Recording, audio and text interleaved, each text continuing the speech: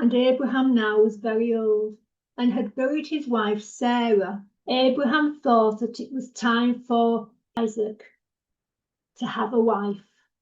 Abraham sent his trusted servant to find a wife for Isaac from Abraham's homeland.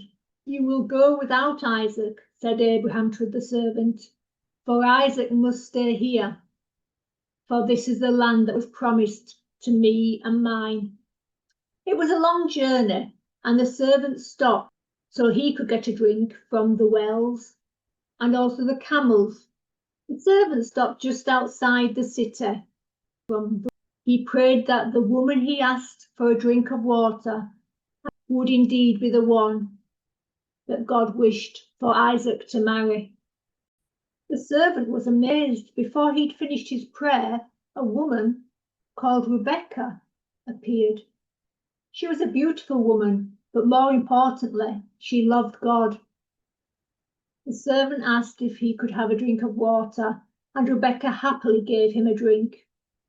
The servant asked Rebekah who her father was, and she said, "It is Nahor, the brother of Abraham. I also have a brother called Laban." The servant asked if there would be room for him to stay that night and somewhere to put the camels. Rebekah said yes, that wasn't a problem, and she ran ahead to tell her mother everything, and also her brother Laban. Her brother Laban heard everything that Rebekah said, and he said to the servant, "You are blessed by the Lord. Come into our house, eat with us."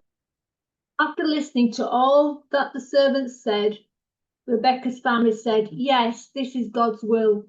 Rebekah may go with you tomorrow." So the servant had found a wife for Isaac.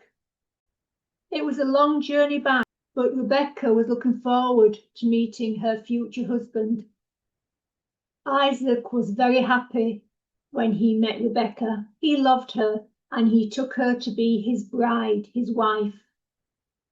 How is God pointing us to Jesus in this story? Well, Jesus is looking for a bride. Jesus is looking for a people that will follow him. And such a gathering of people are called the church. Jesus is the bridegroom, and those who believe in Jesus and follow his ways, they're called his bride.